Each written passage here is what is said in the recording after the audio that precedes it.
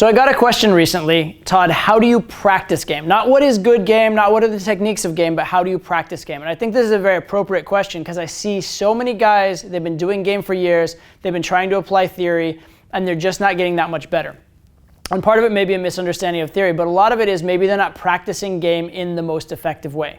So what I'm going to do right now is I'm going to give you kind of a global view of the process of practicing game that I personally would recommend. And there's some different factors we're going to go into. We're going to talk about how often you should go out and when you should go out. We're going to talk about what you should focus on while you're in the field, and then we're going to talk about how you should analyze your game afterwards. And those three components put together are what's going to kind of, make up a good practice regimen for game. It's what's going to ensure that you're consistently improving, consistently getting better and towards the goals you actually want. So first off, how often should you go out? How much should you be practicing?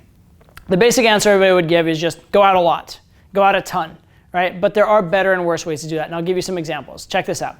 So I'm going to draw for you guys a little weekly calendar here. So I'm going to try and divide this into 7, which is never an easy thing to do. But here we go. We'll go 1, 2, 3, 4, 5, 6, 7. Is that right? 7. Okay. Front loaded towards the start of the week. So there's a bunch of different ways that you could go out and do a lot of sessions. Most common way you'd see is let's stack it hard on Friday night. So let's do an intense 4 to 6 hour session, Saturday night. This would be Saturday, right? Do an intense 4 to 6 hours on Saturday. And if you do that, maybe you could do, let's say you could do 15 to 20 approaches. So you do 15 to 20 approaches, and that would be, a decent amount of approaches for the week. That's an okay amount. Now, obviously you could do more, but that's a decent amount of approaches for the week. But there's one huge flaw with this go out and go hard on Saturday night kind of a scenario. There's actually maybe a couple huge flaws. But the major one is that you go out hard on Saturday and then you have 6 days to get rusty again, to get out of practice again, and to have your brain convince yourself that you have your normal life for 6 days a week, and then you have this one event where you go and do pickups. So it's very hard to internalize the idea that going out and doing approaches is a normal part of your life if you're only doing it this one segment per week. The other major problem with this, by the way, is that you're not going to get a lot of pulls over the course of this week, because in going out for that 4 to 6 hours, you're probably going to get one pull at most. So especially as you're getting to an advanced level, you're not going to get as many really great results or as much practice of that later game, because you truly have only one event or one night in which to pull, and the pulls take time individually. But the major problem from a practice perspective is this. You have 1 day of going out, and then you have 6 days of getting rusty. It's not going to work as well. Let's look at something a little different. Let's say you're going to go out and do one approach every single day. So you're going to do 1 times an approach here, 1 times an approach here, 1 times an approach here, 1, 1, 1, and 1. Now, you're truly making approaching something you're doing in your everyday life, right? You're making it something normal for you, making it something that it's an everyday thing. It's a habit. You can't just say, this isn't something I'm doing in my life, because every single day you're doing it at least once. So that aspect is really, really good. However, there are a couple of problems with this. First of all, let's look at your volume of approaches. Well, now you're only doing 7 approaches in a week instead of 15 to 20. So you're going to make it a lot harder for you to get good fast because you're not getting as many reps. However, you are making it a habit. The other thing that's really good about this everyday thing is that between each rep, you would actually have time to go home, analyze, think it through, and improve in between. That's another problem with this 15 to 20 in one session. You're going to do 15 to 20 approaches without a lot of thought and analysis, because you're just doing the approaches. There's not this loop of do an approach, think it through, get some feedback, come up with a plan, etc. You're just doing them in bulk, right? So there's not a lot of adjustment between your approaches, right? So here there's maximum adjustment between your approaches, but there's fewer approaches, and that's a problem. The other major problem with this is a psychological one, which is, I bet you've noticed when you go out, the approach that you do first is the one you're most scared on, you're probably the most rusty on, you're probably doing your worst game. If you do a game plan like this, where you're doing one approach every single day, every single approach you're doing is your most rusty, most scared, worst approach. So you're asking to get worse performance in field because you're giving yourself no form of momentum, no form of warm-up of any kind. All right, so that's very, very difficult. So in terms of what to do in a session, I really, really recommend doing at least 3 approaches in a session. If you do at least 3 approaches in a session, you're giving yourself a chance to warm up. You're giving yourself a chance for it not to be your most rusty approach every single time. And also, you're giving yourself a little bit of a sample size. The other problem with this one approach a day thing is, let's say you have a bad approach on, what is this, Monday? You have a bad approach on Monday. Now you have to wait a whole day to do another approach. Say you have a good approach on Tuesday, you're on top of the world all Tuesday thinking you're the shit because you had one good approach. And so you're going to get this very like wild swings in your emotions. Like, oh, one day you're amazing at game because the girl was receptive. The next day you're terrible at game. And it's going to feel very inconsistent and very, very swingy. With 3 approaches, at least you're getting some kind of a sample size every single day. So I recommend a minimum, not that you should limit yourself to 3 necessarily, but a minimum of 3 approaches when you go out, so that you're getting a little bit of a measured sample and you have real legitimate results and an opportunity to get some warm up. In terms of days of week to go out, I recommend doing at least 3 because now you're developing the habit that it's a normal thing for you. So you could technically do Thursday, Friday, Saturday, and now it's a little bit better. Now you have a couple sessions where you can go out and then have some feedback and think it through and go out and have another session, etc. This isn't actually ideal because you're still doing 4 days off and 3 days on, so it's still not quite a part of your life. It would actually be probably better if you're going to do the Friday, Saturday, if you did Friday, Saturday, and then maybe like a Tuesday or a Wednesday or something like that where they're all not all next to each other. But whatever, 3 days a week, whatever way you do it is still kind of probably be enough that you're making it a habit and making it a part of your life. So the minimum that I suggest, and again, this is a minimum, if you want to go out and you want to improve, I suggest you do 3 sets per session at least 3 times a week. Now, does that mean that it's not better to do 5 sets each session? No, it obviously would be better to do 5 sets a session. Does that not mean that it wouldn't be better to go out 5 days a week? No, obviously it would be better to go out 5 days a week, right? But the minimum really, if you want to get good and you're doing it in an effective way, would be this 3x3. Now, is that to say if you just had one night and you're going to go super hard, you can't get good that way? It's not saying that, but it's going to be less efficient and tougher. And to be fair, even though you're only doing 9 approaches a week here and you're doing 15 or so here, I think you'll probably get better doing the 9 a week with consistency and analysis than doing 15 approaches a week of just hammering them through without thinking about them. Okay, so you can make your process clearly more or less efficient. One quick caution, I don't recommend going out and doing way too much in terms of approaches either. I don't recommend doing like 10 approaches a day, 7 days a week, simply for the reason that you'll tend to get stale. It will tend to make you a one-dimensional person where all you're doing is pick up all the time rather than having a life.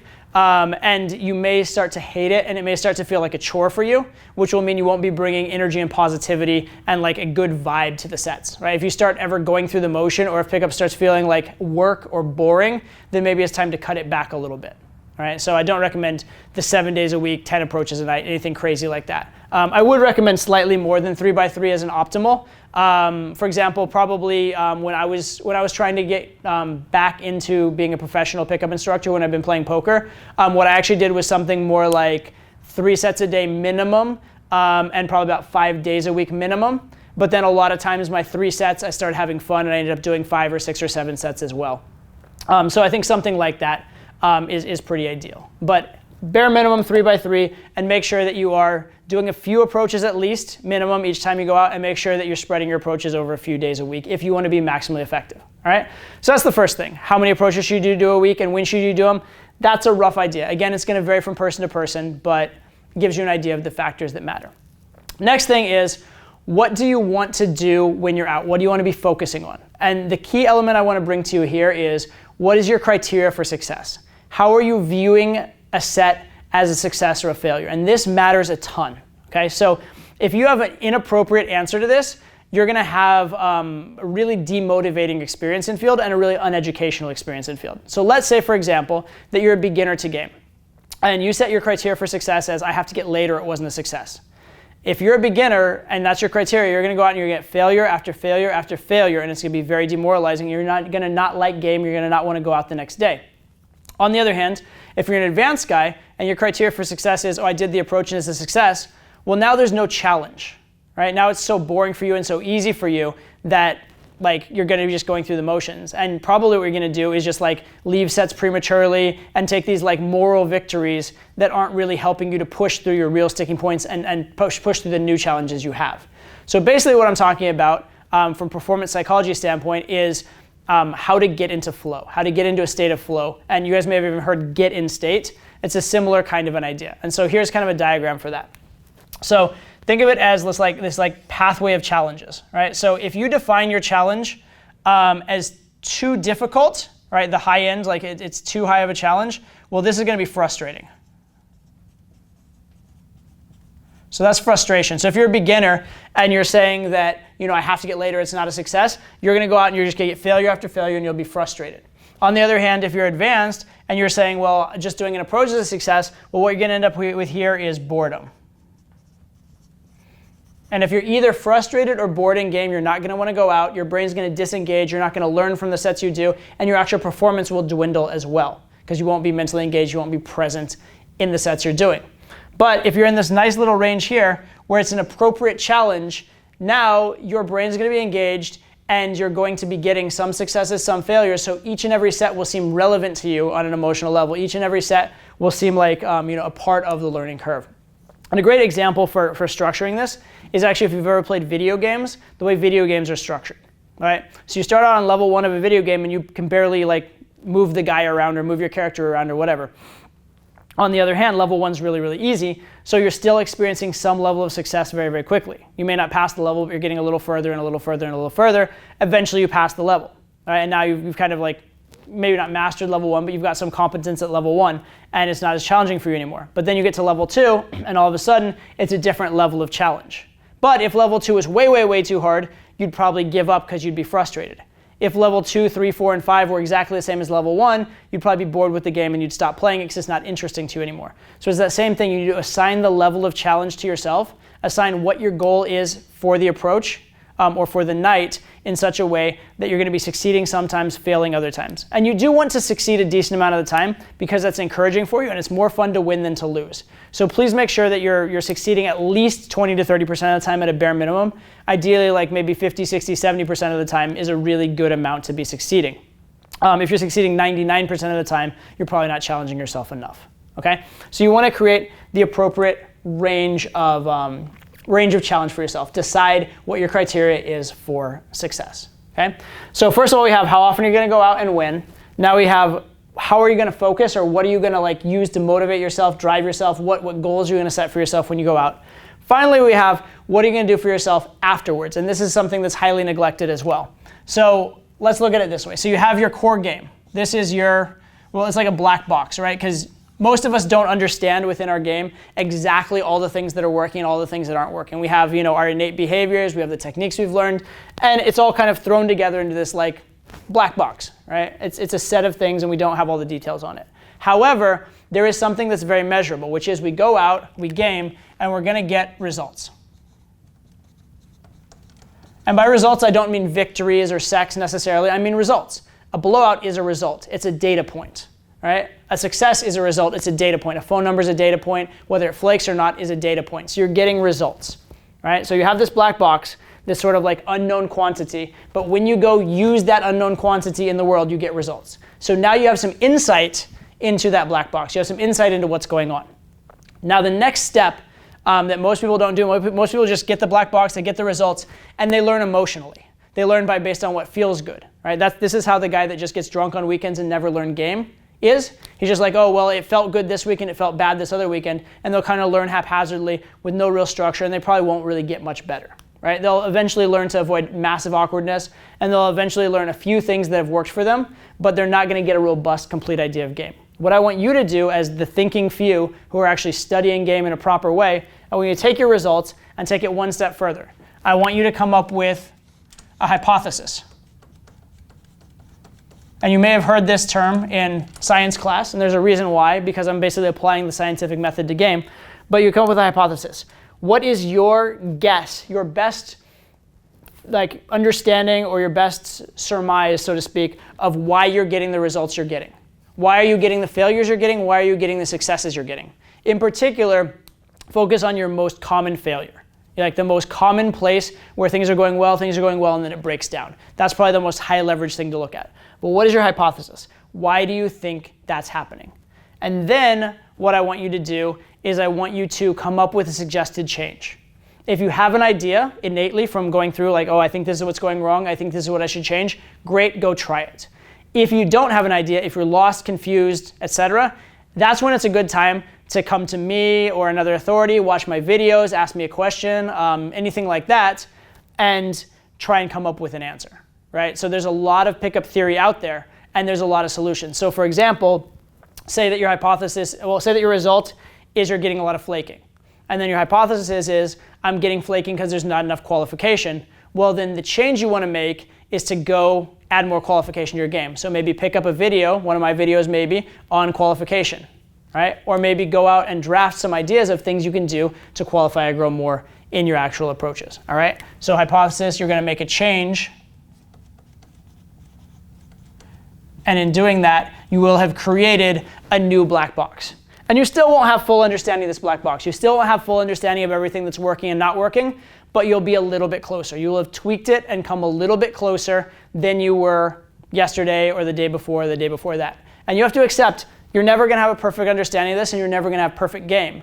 But every single day, if you're getting incrementally closer and making little improvements along the way, you're going to get to something very, very good very, very fast.